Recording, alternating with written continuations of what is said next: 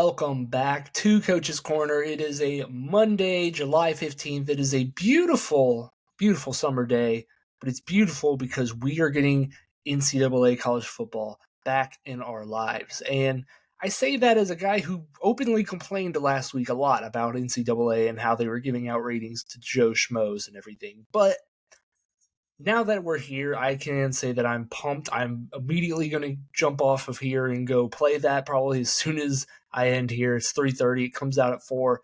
It'll be super exciting for me personally. That has been waiting 11 years for this day. And, it is just a video game, but in the end, it's a way that me and my friends will unite and enjoy, something that we haven't had, like I said, in 11 years. It was announced 3 years ago it was coming back. We've waited patiently, and the results are here. We're going to see this game. We're going to play this game, and I'm going to enjoy it very much. But outside of the virtual world, I guess inside the virtual world, outside of that, we do have real sports we got to get to. We have a star taking a massive pay cut for a team, and a league might be angry because of it, a league of players. And then we have a generational rookie season that will definitely end up being part of a heated Rookie of the Year discussion. But to start things off, we do have to touch on the sports that are happening, that are going on as we speak. Basketball, baseball. Baseball, they are in all-star break. We're going to let them have their vacation, enjoy the home run derby tonight, all that good stuff. But NBA, they're having their summer league. It's where a bunch of young players basically descend onto Vegas, play these games, and kind of see what the results are of these guys that you're getting, that you drafted, a year or two ago, or just this past upcoming year.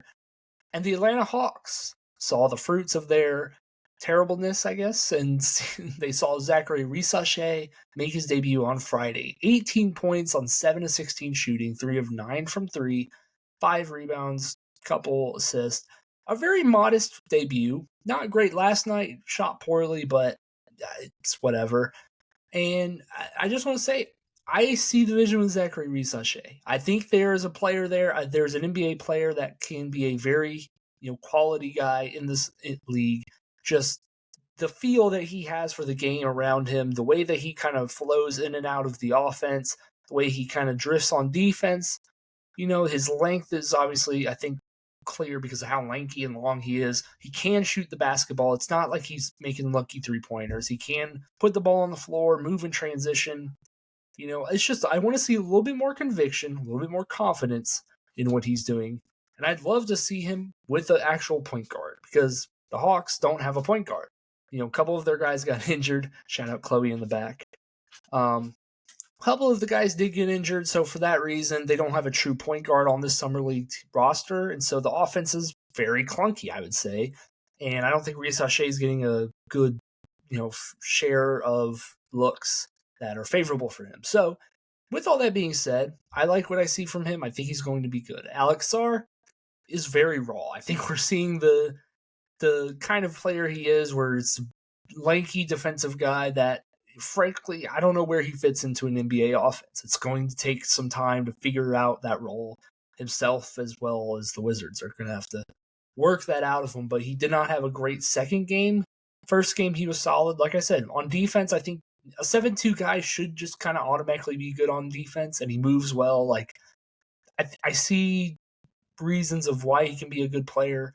That offensive game has to figure itself out. There's something he has to do. But outside the top two guys, I feel like the real quality NBA players that we've seen so far, number 3, the third overall pick, I think is where we see a guy that can make an impact on day one. Reed Shepherd, guard out of Kentucky, drafted to the Rockets, has come along very strong. 23 points in his debut, 22 last night. Very efficient shooting on both. I think he was 8 of 15 on the first night. I want to say 9 of 15 last night. I know that. He is just playing a style of basketball that is just great for a year one guy immediately. The floor, I feel like, is being set as we watch him in the summer league. It's like, you see what you're getting on offense with him. He's scoring that efficient 20-ish points a night. Defense, I think he's working hard. Like, it's one of those things where you just see the tools, you see the player that you drafted, and I think Ime Udoka can really do wonders with him on defense because that's his calling card. So just get him to a caliber where he's not a liability, which I don't think he will be. I think you have a real NBA player on day one. And now the Rockets might not be the best situation for that because they are in kind of a win now mode, I would want to say, because they spent money last offseason. They kind of got that team moving quicker than you would think for a rebuilding team. Those guys are in year two, a lot of those free agents. Ime Udoka is entering year two. And there's a little bit of a stable in front of Reed Sheppard where Jalen Green, Fred VanVleet, Dylan Brooks, three guys immediately that will be starting over him. And I can't think of other reserves on the Rockets, but I'm sure there's guys. So, with that being said, Reed Sheppard probably won't be an impact player day one for the Rockets. But I think the player that you're seeing gives the Rockets a lot of hope and flexibility that they can move off of one of those guys if they want to and push up Reed Sheppard's timeline, get him playing NBA minutes sooner than later because I do think he will be a threat. I think the comparisons people made, Reed Sheppard to Austin Reeves, I think they were very disingenuous to Reed Sheppard. I think he's a much better player than Austin Reeves, and I like Austin Reeves. But I think his ceiling is a lot higher than whatever Reeves brings to you on the court, and I'm excited to see what he's got because I think he's a really quality player. And so, staying in the NBA, I feel like, looking at around the league, this isn't the development league. Not everyone is, looking happy with their star, like their young guys, rookies, sophomores, this, that, and the other. Some teams are looking at the win now and, what are we going to do starting this season? How are we going to manage the books? And the New York Knicks took care of those books. God, did they. And they have no one else to thank but Jalen Brunson. Jalen Brunson signed an extension with the New York Knicks, and it was for half of what his potential salary, what his potential contract could have been next offseason. And I won't say the numbers because it'll distract you from the fact that he took a giant pay cut, a massive, massive pay cut. And, with this move, I think it's if you're a Knicks fan, a Knicks player, I think you're ecstatic about this because this means that money is opened up. They can extend Mikal Bridges, who they just traded for. They can keep guys that might leave, like Isaiah Hartenstein just left, and they probably could have kept him if Jalen Brunson had signed this deal a year earlier. Either way, the Knicks now have made a lot more room for free agency moves. They don't have to pay this massive tax that the new CBA has thrust onto these teams, And Jalen Brunson kind of put a lot of pressure on a lot of players with this move. And I don't think we'll see it like immediately. I don't think there will be, it won't deter players from taking a lot of money and, taking the full contract max. But I think you're going to see some of these owners, some of these teams, look at players that they probably don't see on the level of Jalen Brunson. They're going to look those guys in the eyes and they're going to be like, hey, do you think you're as good as Jalen Brunson? Do you think you're on his level? Or they're going to look at him and be like, hey, do you think we're winning at the same level as the Knicks? And these questions are going to be posed to these players because they're now going to have to make the decision, like, am I going to take this max money or am I going to hurt my team and we're going to lose? Like, they have to make these decisions now that I would say probably put more bad PR on them than anything. It's not, whether or not they want the money because they want it. They are NBA players. They definitely want the money.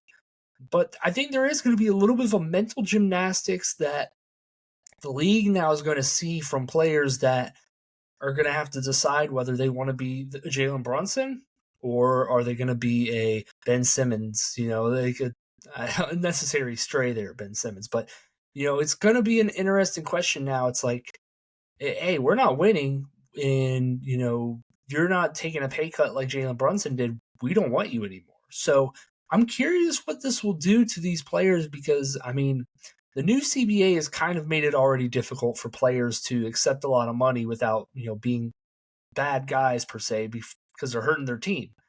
This new CBA has really made that difficult with tax laws and all that stuff. But it's one of those things where now this is a player, like, the CBA stuff is player led. It is negotiated by the players, but it's kind of a small group speaking for the whole. Now this brings it from the whole. Now it's down to the individual whether they decide whether they're going to take a pay cut or not, like Jalen Brunson. And I think if the Knicks end up winning a title, also that throws another massive monkey wrench into this whole equation where now players are going to have to start making that conscious thought, like, man, am I going to have to do a Jalen Brunson here? And like I said, I think there's going to be a ton of players that don't do that and will be happy by not, taking a pay cut. But I think we're going to see a lot more situations where players and agents and teams will point an example at Jalen Brunson, like, hey, look at this guy, look at what he did. It's just a very interesting dynamic and an interesting move for a player that, like I said, is probably well worth of everything that New York has paid him. He's probably way more valuable than what New York's paid him. He's basically brought the Knicks back from being a laughingstock out of the playoffs to a top 2 seed in the East. It's a fascinating move, a fascinating conundrum that I think New York basketball finds themselves in. And so, with that being said, I mean, speaking of players that have proven they are worth it, the WNBA is still happening. The league is still, I would say, doing well. It's, thriving with this new juice of 2 particular players. I think one is better than the other. Now, I think we can look at, WNBA discourse and, now we can kind of approach it to a different, as a normal sport where it's like, hey, who's going to be the MVP? Who's going to be the most improved player? Who's going to be the coach of the year? But everyone knows that the real award is the Rookie of the Year award. And I say that because Angel Reese and Caitlin Clark are once again battling it out. And once again, I'm sure it'll reach levels of ridiculousness beyond my imagination. Like, it'll be systematic loss for one of the two players. And so I do want to just back out though and look at what is happening in these 2 players' careers so far, because Angel Reese has been a double-double machine. The streak was broke yesterday. I think she had the most consecutive double-doubles in the league's history, maybe. I'm not entirely sure. Forgive my research there. Caitlin Clark led her team to another victory, and she is now leading the league in assists per game. Not the rookies. She's leading the league in assists per game. Now, both of these players, like I said, they're superb players, like unreal talents, in their own rights. Angel Reese is a very goofy basketball player, but in a way that it's almost comical, the way that she's missing some of these layups. And I'm not sure if she's doing it on purpose or if she is just that bad around the rim, because she's getting these double-doubles with ease. On the rebound side, on the point side, on the other hand, she is going to war to try and get these layups that are relatively open. Her shot looks very bad, but like I said, she's got a lot of double doubles in a row, and it ended yesterday as the New York Liberty said no more. But Caitlin Clark, she also won another basketball game, and she is now just kind of getting into her own, where it's not the flashy giant numbers that you saw at Iowa, where it's like 40 points, 13 assists, but it's a good range of 20 to 25 points and 7 to 10 assists per game. And you're starting to see a team that is improving in real time and a player that's figuring out her spot in the league in real time. Now, the turnovers are something, but once again, when you come into the league and you are a focal point for a team, I feel like it's immediate that you're not going to do great. You're going to turn the ball over, because it's really like bringing in a rookie quarterback to be like, hey, save us. And they throw a lot of interceptions.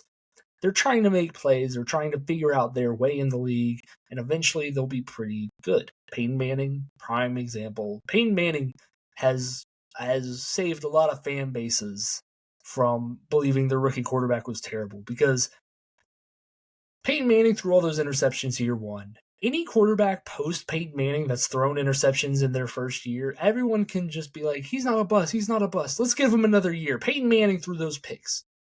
That's what Caitlin Clark has done but with turnovers. And I mean, it's funny that she's in Indiana too. But regardless, like I said, she's figuring it out. And a team that started 1-8 is now 11-14. And I mean, I'm not going to spell out the math for you there, but they're playing a lot better. They're figuring out what this offense and what this team can look like with her at the helm. They're only going to get better. Aaliyah Boston, who's her second-year teammate, who's also a stud, was the first pick last year. She's figuring out her spot with Caitlin. And, it's one of those things where the team is steadily improving. And I think you're seeing it in real time with a young woman who's figuring out how to lead a team. And like I said, it's not perfect, but they're rookies, and it shouldn't be perfect. If they were perfect rookies, she'd be in the MVP conversations. But she's not. A'ja Wilson is the best player in the league. She's going to be the MVP likely. So, I say all that to say, this Rookie of the Year race will probably come down to Caitlin and Angel. Caitlin is the Rookie of the Year. There's no doubt in my mind.